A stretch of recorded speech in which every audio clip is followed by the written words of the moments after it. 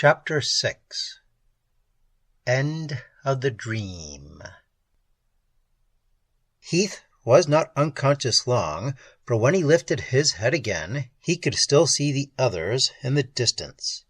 Broca was running like a madman up the slope of the crater, carrying Aelor in his arms. Ghostly and indistinct, he stood for an instant on the edge. Then he leaped over and was gone. Heath was alone. He lay still, fighting to keep his mind steady, struggling against the torture of his flesh. "Ethne, Ethne," he whispered, "this is the end of the dream." He began to crawl, inch by bitter inch, toward the heart of the moonfire. He was closer to it now than he had been before. The strange rough earth cut his hands and his bare knees. The blood ran, but the pain of it was less than a pinprick against the cosmic agony of the moonfire. Broca must have suffered too, yet he had gone running to his fate. Perhaps his nervous system was duller, more resistant to shock. Or perhaps it was simply that his lust for power carried him on. Heath had no wish for power. He did not wish to be a god. He wished only to die, and he knew that he was going to very soon. But before he died, he would do what he had failed to do before. He would bring Ethne back. He would hear her voice again and look into her eyes, and they would wait together for the final dark. Her image would vanish with his death, for then mind and memory would be gone. But he would not see the life go out of her as he had all those years ago by the sea of morning opals.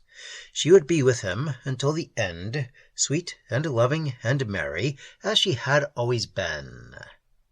He said her name over and over again as he crawled. He tried to think of nothing else, so that he might forget the terrible, unhuman things that were happening within him. "Ethne, Ethne," he whispered. His hands clawed the earth, and his knees scraped it, and the brilliance of the moonfire wrapped him in golden banners of mist. Yet he would not stop, though the soul was shaken out of him. He reached the edge of the crater and looked down upon the heart of the moonfire. The whole vast crater was a sea of glowing vapor, so dense that it moved in little rippling waves, tipped with the sparkling froth. There was an island in that sea, a shape like a fallen mountain, that burned with a blinding intensity, so great that only the eyes of a god could bear to look at it. It rode in the clouds like a disk of fire. Heath knew that his guess was right. It did not matter. Body of a sleeping god, or scrap of a fallen moon, it would bring Ethne back to him, and for that was all he cared. He dragged himself over the edge and let himself go down the farther slope. He screamed once when the vapor closed over him. After that, there was a period of utter strangeness. It seemed that some force separated the atoms that composed the organism called David Heath and reshuffled them into a different pattern. There was a wrench, an agony beyond anything he had known before, and then, abruptly, the pain was gone. His body felt well and whole. His mind was awake, alert and clear, with a dawning awareness of new power. He looked down at himself, ran his hands over his face. He had not changed, and yet he knew that he was different.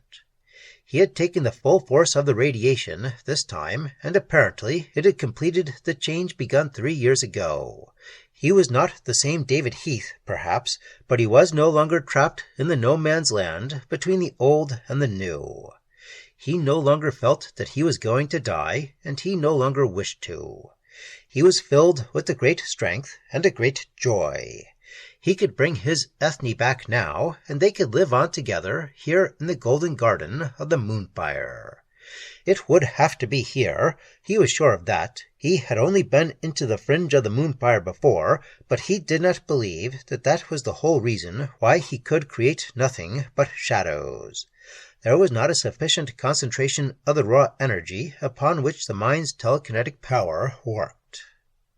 Probably, even in the outer mists of the moonfire, there were not enough free electrons. But here, close to the source, the air was raging with them, raw stuff of matter to be shaped and formed. David Heath rose to his feet. He lifted his head, and his arms reached out longingly.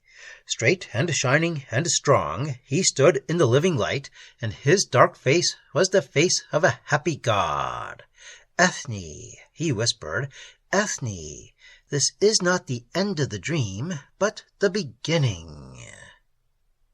And she came. By the power, the exultant strength that was in him, Heath brought her out of the moonfire. Ethne, slim and smiling, indistinct at first, a shadow in the mist, but growing clearer, coming toward him. He could see her white limbs, the pale flame of her hair, her red mouth bold and sweet, her wistful eyes. Heath recoiled with the cry. It was not Ethne who stood before him, it was Aelor. For a time he could not move, but stared at what he had created. The apparition smiled at him, and her face was the face of a woman who has found love, and with it the whole world. "No," he said, "it isn't you I want, it's Ethne." He struck the thought of Aelor from his mind, and the image faded, and once again he called Ethne to him. And when she came, it was not Ethne, but Aelor. He destroyed the vision. Rage and disappointment, almost too great to bear, drove him to wander in the fog. Aelor, Aelor! Why did that wench of the temple gardens haunt him now? He hated her, yet her name sang in his heart and would not be silenced.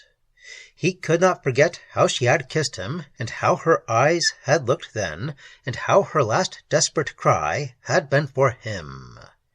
He could not forget that his own heart had shaped her image, while only his mind, his conscious mind, had said the name of Ethne. He sat down and bent his head over his knees and wept, because he knew now that this was the end of the dream. He had lost the old love forever without knowing it. It was a cruel thing, but it was true. He had to make his peace with it. And already Aelor might be dead. That thought cut short his grieving for what was gone. He leaped up, filled with dread. He stood for a moment, looking wildly about, and the vapor was like golden water, so that he could see only a few feet away. Then he began to run, shouting her name. For what might have been centuries in that timeless place, he ran, searching for her. There was no answer to his cries. Sometimes he would see a dim figure crouching in the mist, and he would think that he had found her, but each time it was the body of a man, dead for God knew how long. They were all alike.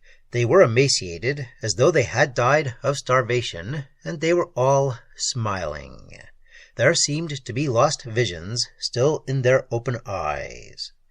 These were the gods of the moonfire, the handful of men through all the ages who had fought their way through to the ultimate goal. Heath saw the cruelty of the jest. A man could find Godhead in the golden lake. He could create his own world within it, but he could never leave it unless he were willing to leave also the world in which he was king. They would have learned that, these men, as they started back toward the harbor, away from the source. Or perhaps there was more to it. Perhaps they never tried to leave. Heath went on through the beautiful, unchanging mist, calling Aelor's name, and there was no answer. He realized that it was becoming more difficult for him to keep his mind on his quest. Half-formed images flickered vaguely around him. He grew excited, and there was an urgency in him to stop and bring the visions clear, to build and create. He fought off the temptation, but there came a time when he had to stop because he was too tired to go on. He sank down, and the hopelessness of his search came over him. Aelor was gone, and he could never find her. In utter dejection, he crouched there, his face buried in his hands, thinking of her and all at once he heard her voice speaking his name. He started up, and she was there, holding out her hands to him. He caught her to him, and stroked her hair, and kissed her, half sobbing with joy at having found her. Then a sudden thought came to him. He drew back and said, "Are you really Aelor, or only the shadow of my mind?" She did not answer, but only held up her mouth to be kissed again. Heath turned away, too weary and hopeless even to destroy the vision. And then he thought, why should I destroy it? If the woman is lost to me, why shouldn't I keep the dream? He looked at her again, and she was Aelor, clothed in warm flesh, eager-eyed. The temptation swept over him again, and this time he did not fight it. He was a god, whether he wished it or not, he would create. He threw the whole force of his mind against the golden mist, and the intoxication of sheer power made him drunk and mad with joy. The glowing cloud drew back to become a horizon and a sky. Under Heath's feet an island grew, warm sweet earth, rich with grass and riding with flowers, a paradise lost in a dreaming sea. Wavelets whispered on the wide beaches, the drooping fronds of the liha trees stirred lazily in the wind, and bright birds darted, singing. Snug in the little cove, a ship floated, a lovely thing that angels might have built. Perfection, the unattainable wish of the soul, and Aelor was with him to share it. He knew now why no one had ever come out of the moonfire. He took the vision of Aelor by the hand. He wandered with it along the beaches, and presently he was aware of something missing. He smiled, and once again the little dragon rode his shoulder, and he stroked it, and there was no least flaw in this Elysium. David Heath had found his godhead. But some stubborn corner of his heart betrayed him.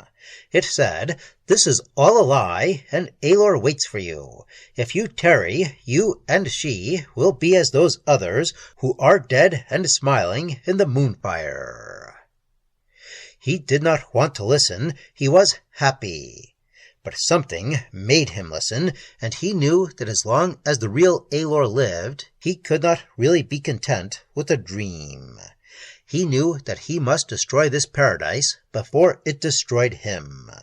He knew that the moonfire was a deadly thing, and that men could not be given the power of gods and continue sane. And yet he could not destroy the island. He could not! Horror overcame him that he had so far succumbed that he could no longer control his own will. And he destroyed the island and the sea and the lovely ship, and it was harder than if he had torn his own flesh from his bones. And he destroyed the vision of Aelor.